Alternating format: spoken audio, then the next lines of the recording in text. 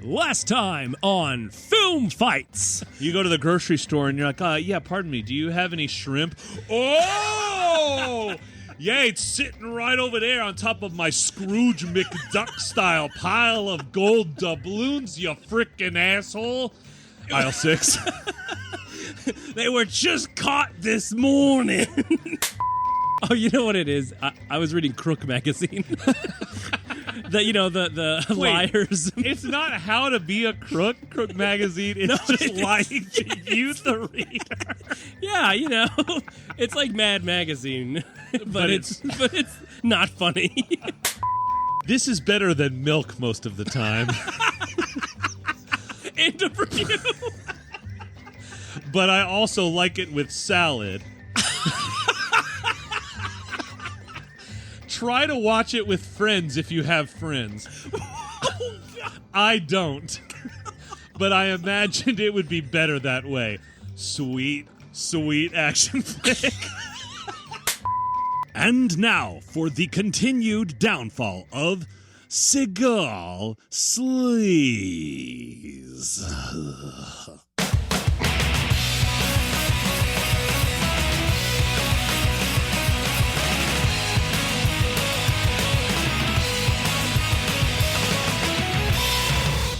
Hello, lovely spectators, and welcome to a very special mini episode of Film Fights. I am your fearless hero.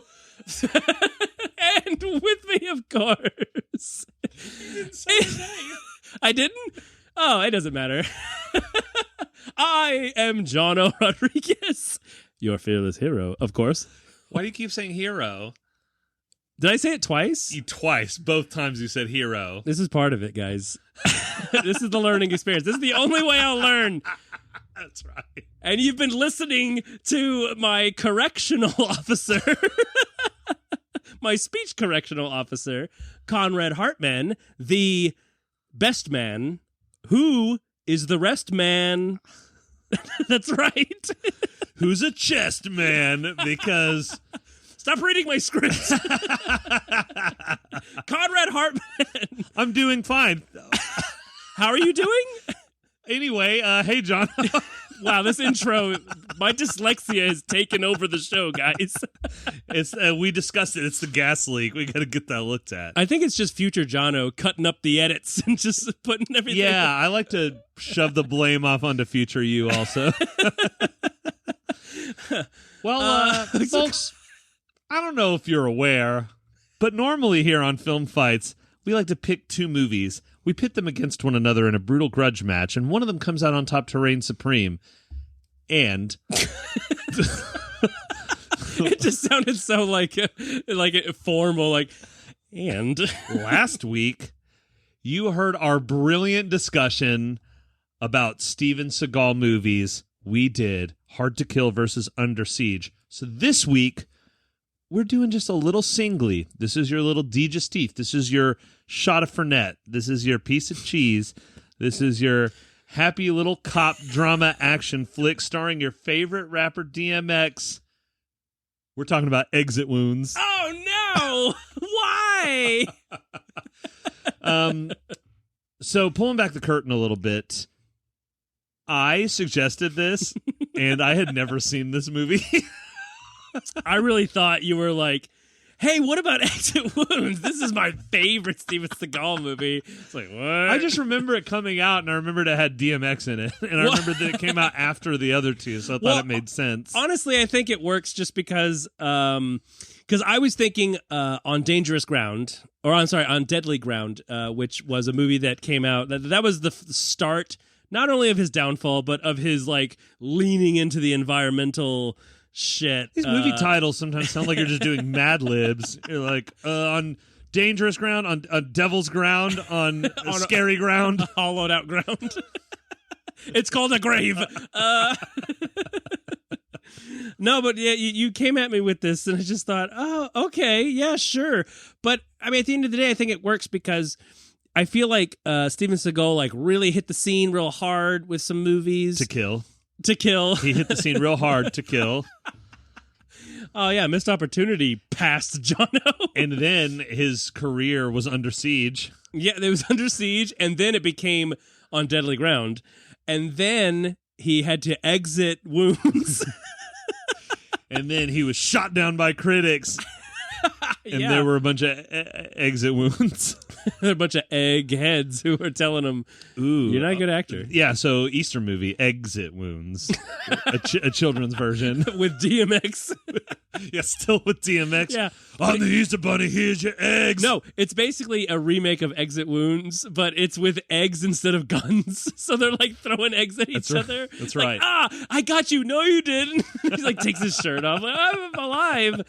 No, but I thought this was great because I feel like, you know, his career dipped. Yeah.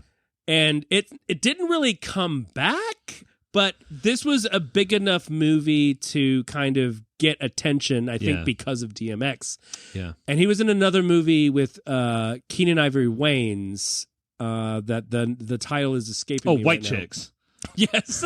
Yeah, remember when Steven Seagal was in White Chicks? Oh, I thought you were talking about DMX, which was equally ridiculous, but... No, I was saying, I wasn't trying to Kevin Bacon my way here. I was saying he was in this movie with DMX, but around the same time, I don't know if it was before or after, he was in another movie, Steven Seagal, with Keenan Ivory Wayans, in a similar style movie where they were cops and they were like, hey, you know, you're black and he's white. We gotta do a Lethal Weapon copycat movie. Somehow we gotta figure out how to work together. Yeah. But I don't remember that one, but they tried to do that too. And it was like, no one cares. Yeah. And that was the movie where he wore his famous beads. Where he wore, you know, hey, you remember back in the day when you were a little kid and you're in your grandpa's car and he had those beads on his car? Oh, yeah, like taxi drivers wear? Yeah. So their back can feel itchy all the time? Exactly. Whatever. So basically, Steven Seagal was in a car with those and he was like, I kind of just want this on my body. He just threw them on and no one questioned it. And anyone who did, he just said, this is an ancient Japanese practice that I learned when I was from there. It's like, it's weird. It's got a weird, like, car scent smell. Like cherry poppet thing? Yeah, that's the ancient Japanese art of new car smell. They call it new. You got to catch them all. I think you're talking about Pokemon. Yeah, tomorrow I'll be wearing the ancient Japanese beads of piña colada. And he still gives it that, like, Spanish accent. Okay, so Exit Wounds. Yeah, so the gift shop. First of all, I just want to address the fact that I know Steven Seagal. You know Steven Seagal is problematic for a number of reasons. So rest assured, lovely spectators, we're though we're not addressing anything specifically, we're never talking about him in a kind light. No, we have our head in the sand. We just watch movies. We don't get into the nitty gritties. So Exit Wounds it's a classic story. It's the story of a lovely lady. No, it's the story of a cop that saves the vice president from terrorists. No, that's the aperitif of the movie. Yeah. And then a completely different story happens. Yeah. Oh, yeah. They're trying to. They're putting all their eggs in a basket because they're like, hey, what if we started the movie off with like an Indiana Jones-esque kind of thing where it's like, oh, we're at the tail end of a hot adventure. And then. Yeah. So here's the weirdest part about this. The opening is the vice president talking about gun control. It's very specific. And then he gets attempted murdered by terrorists or kidnapped. It doesn't matter. Yeah. Maybe they're trying to steal his vice president jewelry that every vice president's given by the queen. Or maybe they just wanted his autograph. Remember when presidents' autographs were wanted back then? That's right. This is a happier time, guys. As evidenced by the terrorist helicopter that had a big smiley face on it and it said, "Have a nice day." And one of the real cops, who was not a bad cop, because some of them were bad cops trying to also kill / kidnap / steal jewels of the vice president, was like, oh, that's weird. pointing at the helicopter. And There's so many of them. Once Steven Seagal takes the scene, he saves the vice president, never to be heard from again. Yeah, wait, what was he doing? The gun control debate doesn't come back up. The vice president doesn't come back up. He comes back up for air after he gets thrown in the river. Unnecessarily thrown into the river. And he's like, he's trying to save him. And he already took down the helicopter and most of the cops and all the vehicles. And yet he still felt that the vice president's life was threatened enough that he needed to throw him over the bridge. But there were 2 bad guys left. It's because I want all politicians to know that they're all washed up. Which is what the headline said. Yeah, right. And that's why he saw it and he was like, yeah, my job is done well. Which, would that fly today? Or would that have even fly back then? Like, think about if Bill Clinton, this was 2001. Okay, this was after Bill Clinton. Oh, George W. Okay, yeah, never mind. That would have happened with him. No, if a vice president was thrown over, whatever, it doesn't matter what their policies are, the headline on the paper is not going to say all washed up. That's more going to be a BuzzFeed article or something. Yeah. It's not going to be on the New York Times or what have you. It says, whoopsie doodle, the vice president slippity slips. No, whoopsie doodle, the vice president shows his noodle. It's like it was just a bathroom mishap. He got photographed. A picture of him dropping scrambled eggs from his plate, and it goes, oh, someone's not all who they're cracked up to be. Someone's got egg all over their face. He's a real chicken. That's where eggs come from. Yeah, all of that is in the next line. Even that's where chickens come from in parentheses. Because, newspapers are written at like a third grade level. Listen, those writers get paid by the letter. Like Stephen King? like Charles Dickens. It's classic. Yeah. It's very Dickensian. That's right. That's right.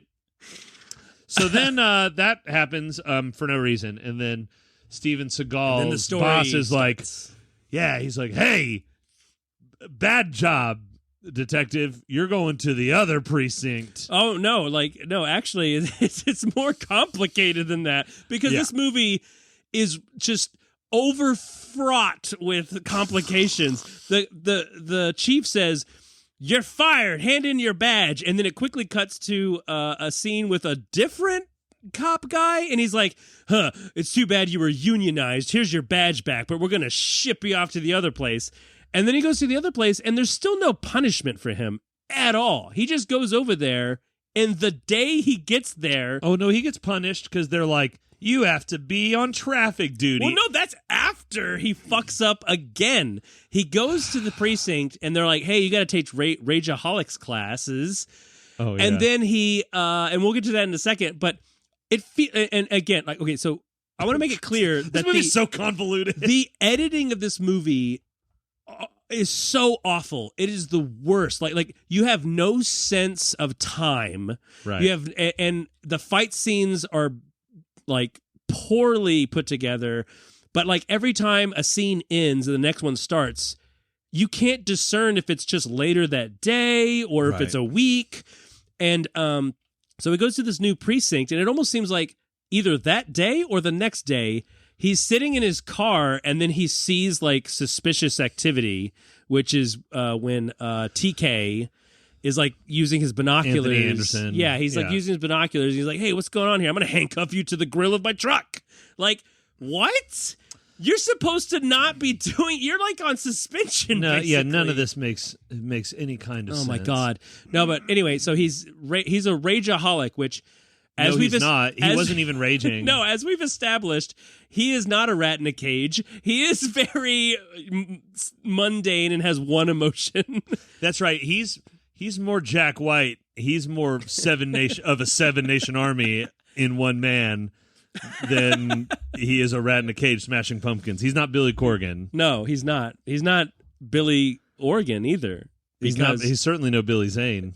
He's Billy Insane. Because he's in Rageaholics with Tom Arnold, by the way. In tiny desks that he cannot fit into or out of. Which maybe, hey, guys, maybe that's why they're raging, okay? Because you make them sit in desks that were designed for 5-year-olds in 1940. And it's not even...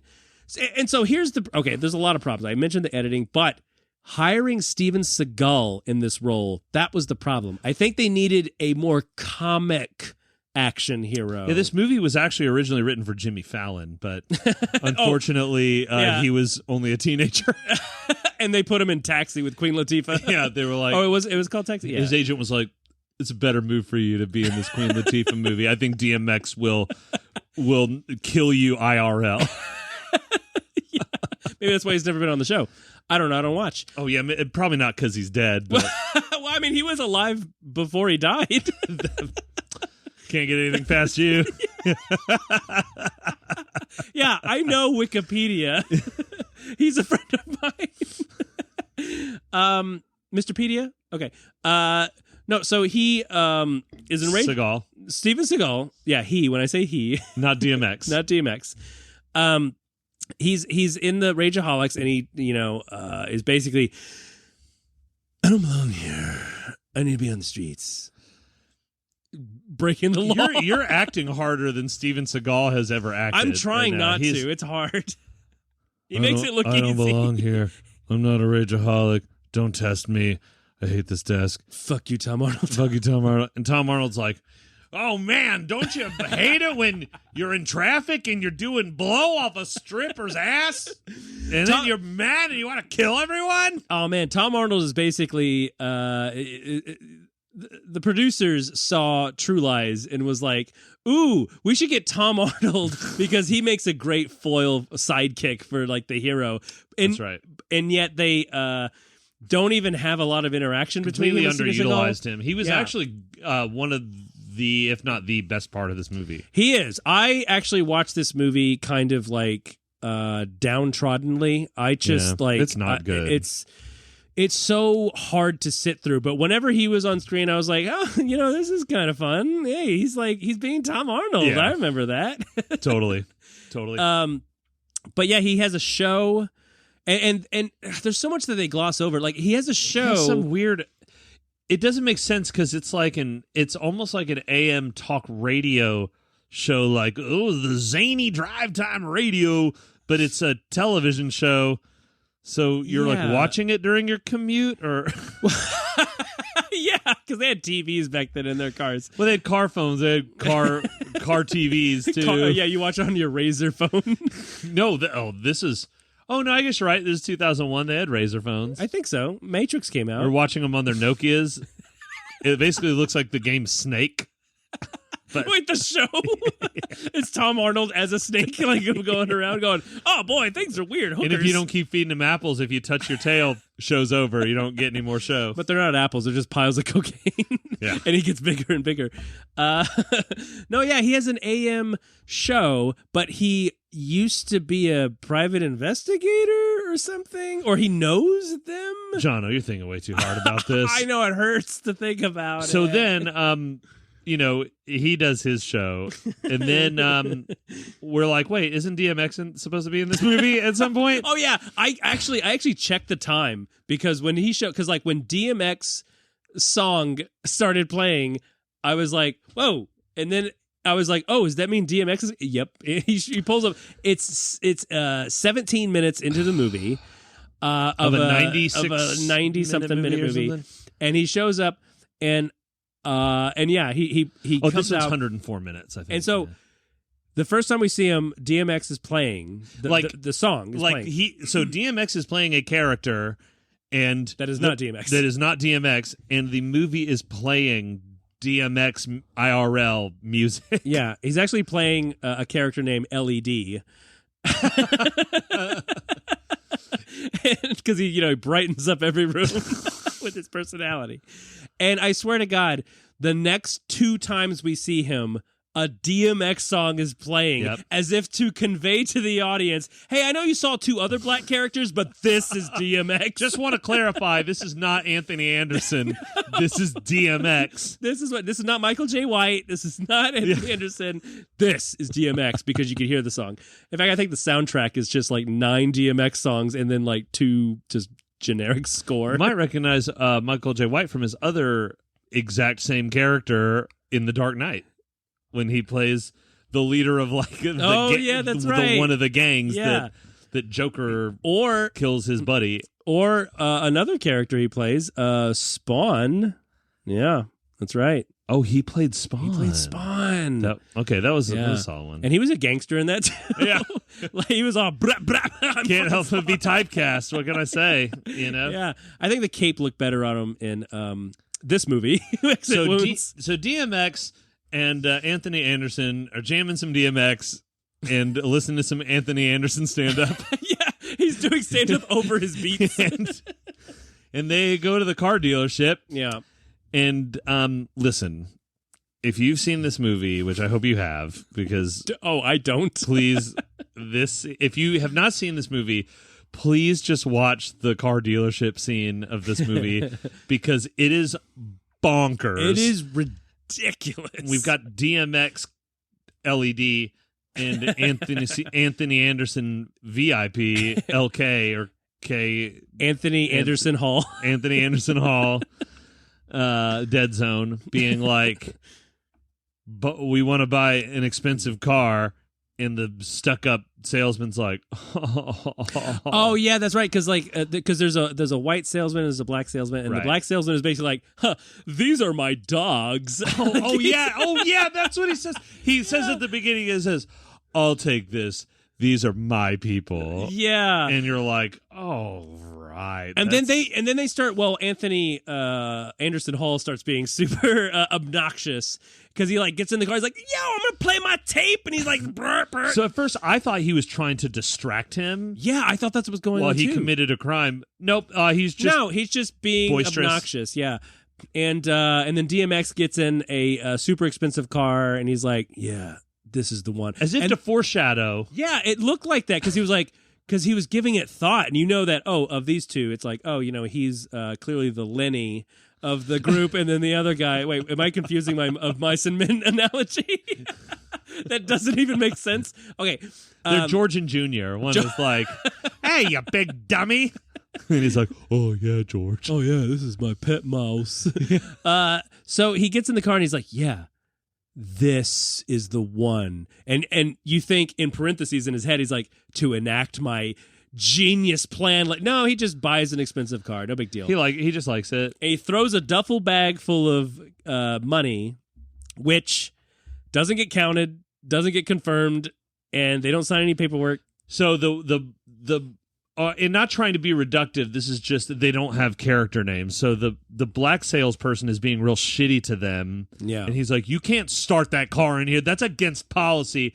And then the white salesperson just like throws the keys to DMX and he's like, "Respect," and starts up the car. They're inside, by the way. And actually, it's not good for your credit to buy a car in full with cash.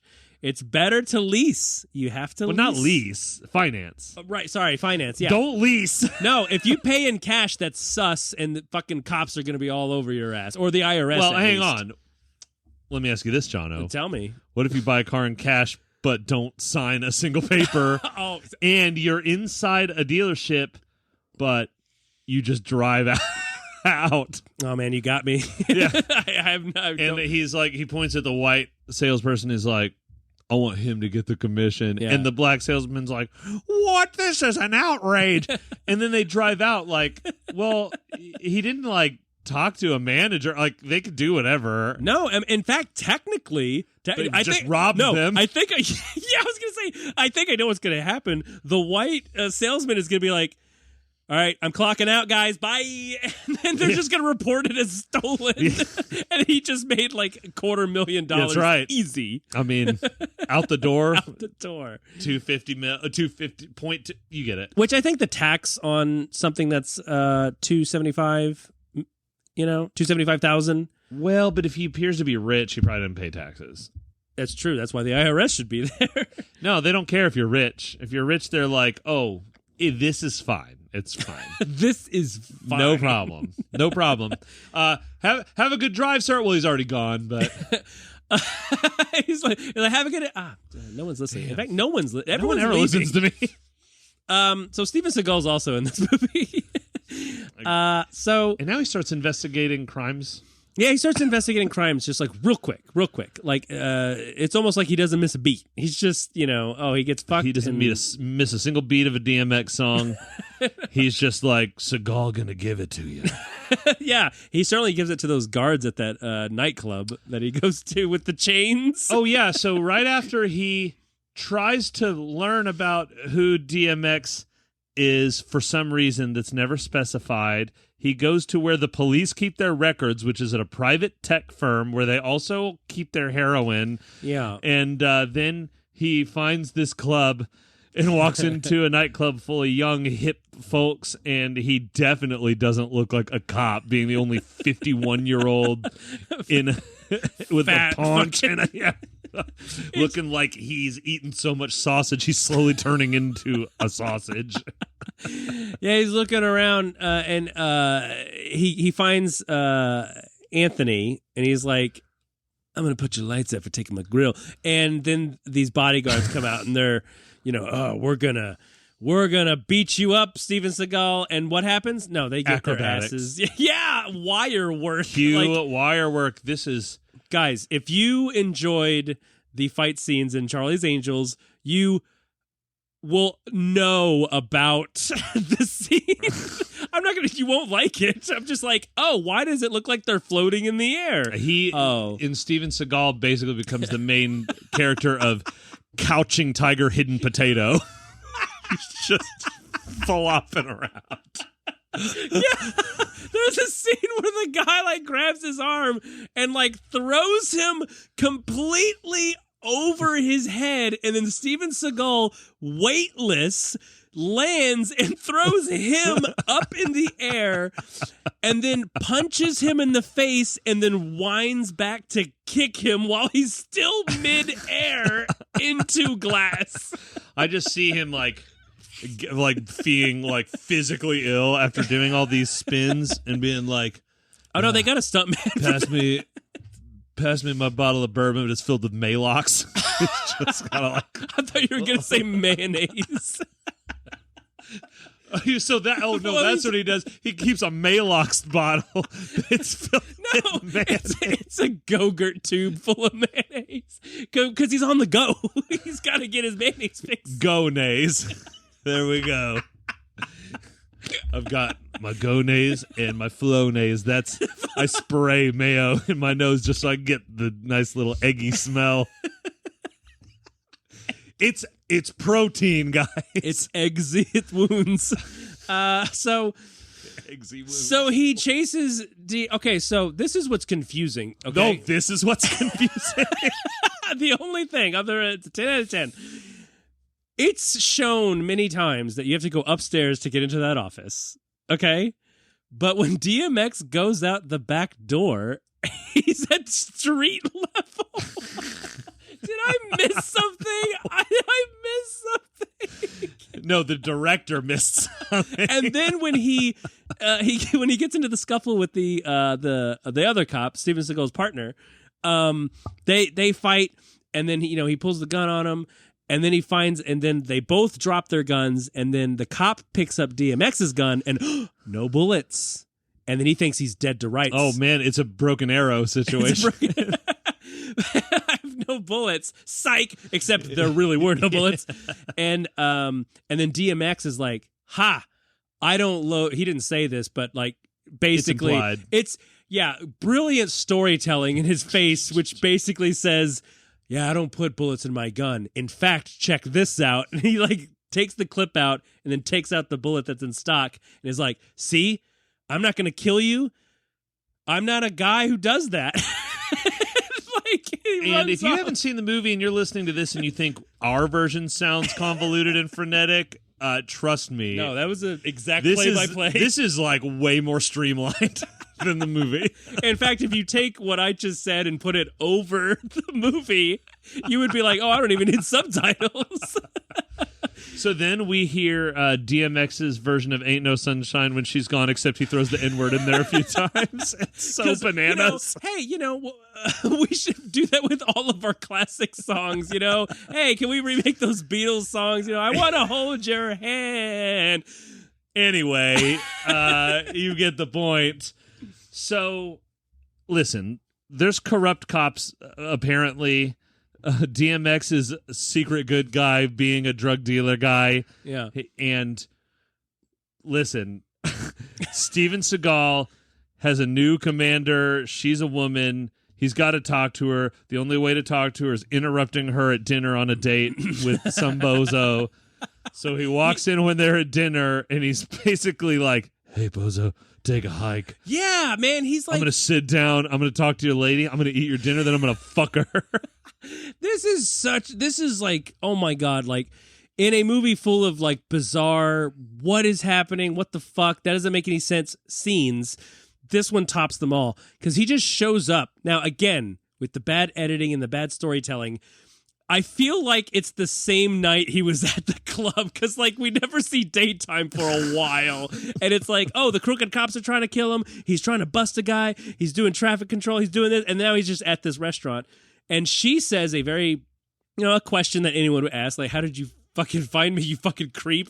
Like, I've known you since 2 p.m. today, right? And you're here stalking me at dinner. And his response to her saying, how did you find me, is, what are you doing with that guy? He doesn't look right for you. Yeah. And it doesn't go anywhere because, like, it's almost as if the screenwriter saw every action movie that has that kind of trope, particularly like Lethal Weapon, because I feel like you remember in Lethal Weapon 2 when yes, when he was like flirting with Joe Pesci, he's like, oh, what do? You're a realtor? No, when the South African girl, he's like putting the moves on her and he's like flirting with her and it's like, I can't be talking with you. And he's like, well, you're talking to me now. But in this, it's like they wanted to have that where the guy comes in and he's like making fun of the boyfriend. He's like, he's not, but that doesn't go anywhere. I thought they were gonna fuck at the end of the movie, as in these movies. No, she dies. No, she fucking dies. Like horribly. Almost immediately. Yeah, she's like so dies. But Seagal in that moment, he has the big vibes of like those old man bar regulars that like creepily hit on the female bartender, and they're like wasted on Tito's and soda and with a splash of cranberry, and they're like, what are you doing dating these losers? Why don't you go out with someone like me? Yeah, here's a 20, baby. That's a good tip. Or when they say, and along those lines, they're just like, yeah, why don't you smile for me? You're so much more pretty when you smile. Maybe I'll make you smile if you come out on my boat this weekend. I'll make you smile in the downstairs I'll make you area. Smile, but not with my mouth or my penis, because my penis doesn't get hard, my mouth doesn't get wet anymore. Not unless I've had my oatmeal. I can't eat oatmeal anymore. Too much Tito's. I have to eat my meals through an IV. Isn't that hot? You want to plug me in? No, he's sitting at dinner with her. Yeah, and he just like, he's like, hey, I need to talk to her. And he's like, oh, we're kind of in the middle of something. He's like, hey, why don't you take a hike, you fucking freak? He literally says, you should take a walk. Yeah, he says, take a walk. And then he sits down, and instead of the captain going, okay, boundaries, you'll see me tomorrow at 8 a.m., mister. Get the fuck out of this restaurant. No, instead she's like, all right, what do you got? And she's also like winking at him like, oh, this is so romantic. Yeah. And he starts eating the other guy's food, which I still contend was literally Steven Seagal being like, this prop food actually looks pretty good. I'm going to take a bite. Like, Steven, it's actually paper mache. Well, it's seasoned very well. Well, I'll have seconds. You know what? This is almost perfect. Pulls out his gonays. And then he like looks around and goes, I'll have what I'm having. And no one laughs. And he's like, yeah, that's pretty funny. Yeah, hey, waiter, when you come back, can you bring me a Tito's and mayo?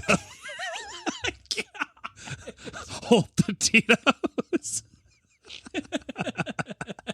And just one big ice. Only one cube. I don't want it to get too watered down. I'm a connoisseur trying to swirl, but mayo is thick, so it just stays right where it is in the glass. He like swallows it like a duck. Anyway, that really happens in the movies, guys. And then he walks away. And she's just completely like, oh, yeah, okay, that makes sense. I've known you for 4 hours, and you believe in crooked cops? Well, guess what? I believe in crooked cops, too. Wink. I also believe in miracles, which it's a miracle he's alive. And the crooked cops, by the way, are like twirling mustache fucking crooked cops. Oh, yeah. You know, the kind that like zap each other with zappers. What are those? Stun guns. Stun guns. Yeah, they're just like, come on, guy, crank it up to 50. Yeah, Give me the stun gun. Oh yeah, you mean this same group of corrupt cops that likes to hang out in the bar and argue who the best athlete is between Tiger Woods, Michael Jordan, Wayne Gretzky, and Muhammad Ali. Like such different fucking sports. Oh yeah? Well, I think sushi's the best. Oh yeah? What about tacos? Excuse me, you ever heard of pizza? And then the last guy's like, steak. And they're like, oh yeah, respect. Yeah, respect, bro. Respect, and then new scene that has nothing to do with anything. The scene was there to establish that they like to talk about athletes at bars. No, but you remember when they were stunning, and they were stunning. They were stunning, honey. They were stunning in the sun, and they were stunning, baby. They were stun gunning each other, and Steven Seagal comes out. He's like, "You guys are a bunch of dummies." And they're like, "Hey, stun the new guy," and he's like, "No, I don't want to do it." And then they're like, "Buck." And he says, "Hey, you know what? Take it easy. I'm taking it to 25." And he fucking maximizes it, which you imagine would like probably kill you. You wouldn't feel good. And then they stun him. And this is a testament to his acting. How does he look when he's being stunned? The same he always looks all the time. And I'm like, oh, that's because of the gut. It's like absorbing most of that. And he's just like, it's like they're holding the stun gun up to a pillow full of lard. Yeah, full of rubber. It's because that's where he keeps all his spare mayo gurts or go-yos. So, like, if he got shot, and people are like, oh, no, you got shot. And he's like, why is your blood white and thick? Blood white. And he's like, saving that for later. What, is that a sandwich with too much mayo? No, there's no sandwich. Sandwich. What's wrong with you? Anyway, time for me to go bust some more cops. Oh, anyway, DMX is a drug dealer, and we think he's a bad guy, but turns out dealer. It was all. But he really did. Oh yeah, that's buy right. drugs and make money, but it was all fake, and he doesn't have to go to jail. Yeah, he was basically. At the end? He was basically. In all sense of the word, he was a vigilante because he was doing what a cop's job is, which is to set up sting operations that last for months. And he had video camera. Oh my God, that was like such a cringe scene is when Steven Seagal came into his operations where you had Eva Mendes, who was at the computer basically being like, yeah, I saw the movie Hackers and I know what's going on. Check out my editing software. And it's like a colorful keyboard. And she's like, look what happens when I press this button. Looks like film footage, doesn't it? Right. No, it's almost like she's like, you're walking into like an impressive lab and she's like, welcome to the mainframe. This is the motherboard to end all motherboards or whatever. And it's just like it's like old like Commodore 64 monitors. Playing Pong. And they have like hours of evidence of these crooked cops, but they're like, yeah, we need more. Not to mention thousands and thousands of dollars and like all these evidence of drug deals. Yeah, we're not going to show anyone until we have all the evidence or enough evidence. And I'm pretty sure you're good. Also, you could have gotten murdered like 80 times. Well, they should have applied. They should have applied the Neil Breen logic and just went, "We have all the evidence," and then all the cops are like, "Oh, they did it! Congratulations! they solved the case." That's actually kind of how it ends because when all the bad cops are confronted and arrested and killed. Then DMX, whose brother RMX was in jail, we see a cop from the beginning, and he goes up to DMX, and DMX is like, "What about my brother?" He does not talk like that in the movie. And guy from Predator is like, "Well, yeah, he could get charged. That's why I had him pulled out of jail this morning." And they're like, respect. They're like, and freeze frame, and then holding their bellies. Yeah. Which, can cops just be like, you know what? His brother did something nice. Well, he's coming out of jail. What's funny Get is him that out of here. It's funny because they had hours of footage of this shit, and he has one VHS cassette tape, and he's like, "I got all the evidence right here." And the cop takes it, and he goes, "Yeah, courts don't look at stuff like that. Evidence." Yeah. And he goes, "But I decided to take matters into my own hands and release him." "Oh, you mean you illegally broke him out of jail?" I guess there's a little vigilante in me, too. Wink. I think the script, I honestly think the script probably called for him to go, "Oh yeah, the courts don't look at this stuff, but who would look at it?" And then he would turn and be like, "Oh my God, the brother's there, and there's a reunion." It's like, oh, the actor is actually, he's done for the day, he's gone. And his brother is like, "Actually, I've been undercover this whole time. I didn't even tell you, my brother." This is where undercover brother comes from. And then DMX is like, "I'm actually also."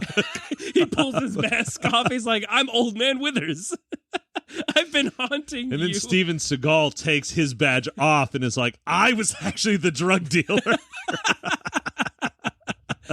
And then Tom Arnold comes in and he's like, "Well, I'm still me, actually." "Hey guys, remember that I'm in this movie?" That did happen at the end. That Tom literally Arnold's like, did. "Hey guys, remember I'm in this movie?" And he's talking to Anthony Anderson, and then Anthony Anderson's like, "Can I be on your show?" And Tom Arnold's like, "You bet your bottom dollar." And then there's a very long credit scene apropos of nothing. It's really long. Of Tom Arnold and Anthony Anderson improving really lurid, sexual. Yeah, they're stuff. talking about sex, and they're talking about smoking weed. Like, my dad's watching, he's smoking weed. He doesn't know how to puff pass or whatever. Pass it, daddy. Pass it, daddy.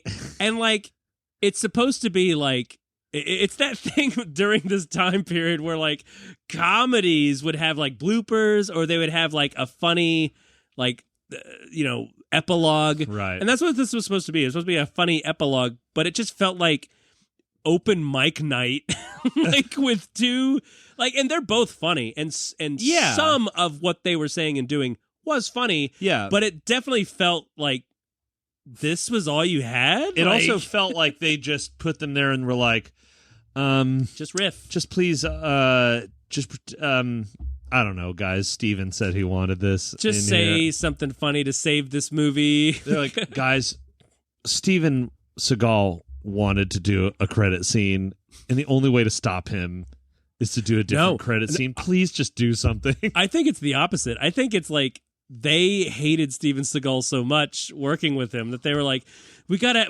leave people on a high note. They're gonna see the credits and just go, ugh. But if they see two funny guys being funny, maybe they'll leave the theater laughing and forgetting that they just ate a big pile of mayo. God almighty.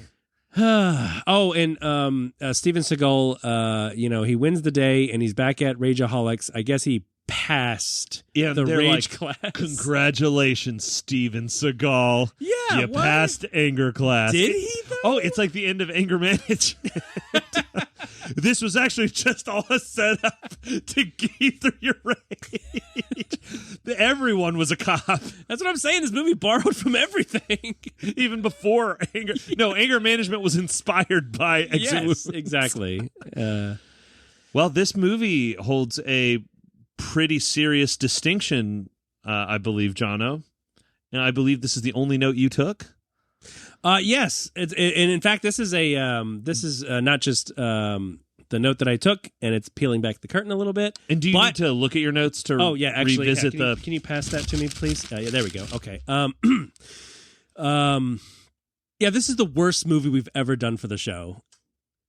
I wish I could preface that with, in my opinion. Now, I think I'm thinking back on the episode, the movies we've done, and I even thought, you know what? Is it worse than Pocket Ninjas? Yes. Oh my God, I forgot about Pocket Ninjas. Yes. You know why? Because it had the wonderful Robert Zadar, and he is a pleasure to watch in anything. Well, most anything.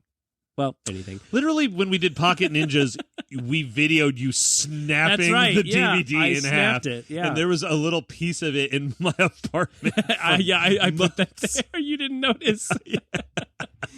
Yeah, it's better than Hard Ticket to Hawaii. It's better than Little Monsters. We didn't do worse. That. You mean? Or worse? Sorry, yes, thank you. I was like, I've been having too much mayonnaise. It's clogging up my brain. Okay. Hey, Jono, one thing we didn't address. Why is this movie called Exit Wounds? So, I'm gonna. This may be a first. I'm giving this movie 0 out of 10 DMX songs. So you just deleted the playlist? I just deleted I stopped listening to I like DMX. I stopped listening to his music after watching this movie. Steven Seagal ruined it for you. I stopped listening to his music too. Oh, did you know he put out an album? Have you heard it before? I used to listen to it every night before I went to bed. I'd have my bag of cookies and my jug of orange juice. Well, I actually had a Steven Seagal cover band when I was in high school. It was called Steven Regal. Wow, that's a deep cut. Deep cut reference. Well, you know what? In spirit of that, my rating for this movie is going to have to be negative Steven Seagal out of Steven Seagal playing the guitar. As in, yes, the guitar no longer exists because of Steven Seagal. Not that particular, like the instrument, the guitar in general. The invention of it. Folks, I know that these are some spicy takes. So if you got something to say about Steven Seagal, then why don't you Gon' Give It To Us, DMX song, over at battles@filmfightspodcast.com. That's our email address. So just say, I liked Exit Wounds or whatever, and we can maybe laugh about it on the show. Also, why don't you exit from your wounds over on down to social media at Facebook and Instagram. We're at Film Fights Podcast. And, make sure some corrupt cop doesn't stop you from rating and reviewing this pod wherever you're listening to podcasts. Does it hurt as much as it looks to try and tie in what the movie is with the speech that you give? Yeah, I feel like some big bouncers throwing me at chains that are hanging from the ceiling for some reason. You know what? That's the one thing I enjoy is that I wish you guys could see the look on his face while he's doing it, because he's just he's doing it way better than I would. That's why, and that's why you're integral. I would just be like, that's why. Yep, that's the only reason you're on the show. Remember, kids, once you open that mayo, it needs to go in the fridge. Don't be a Steven Seagal. Yeah, because if you have bad mayo, you're going to the Mayo Clinic. To be pumped full of good mayo. Out with the bad, in with the good. That's right. Out with the Hellmans, in with the Dukes. That's right. Oh, God. Hellmans is what I live off of. Oh, we got to change that. Yeah, thanks a lot for coming on the show, Conrad, once again as my guest. Bye!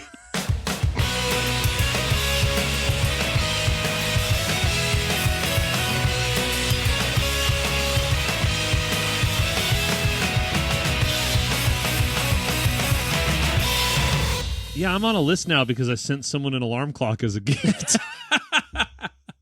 I didn't know there was dynamite in it. I got it on Amazon. I was just gonna thought they were upset because it was ticking. But Well, I got it from Amazon, the prank website where you order real goods and they send bombs. like real. You got Amazon. But the thing is, it explodes. But there's a kooky sound effect, like boing, boing, boing, but you can't hear it because you have been exploded. Isn't that a great prank? And also, the sound of the explosion drowns out the bonk. I use Amazon.com to take down the capitalist pigs.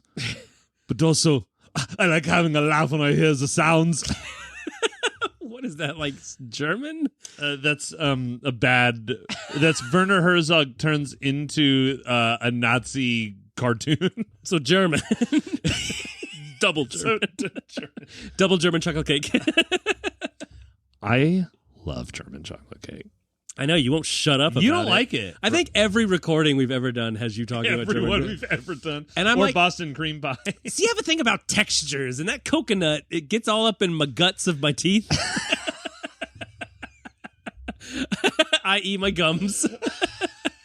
Oh, my stupid teeth cuts. My teeth cuts. Oh, my fucking God. Okay, here we go.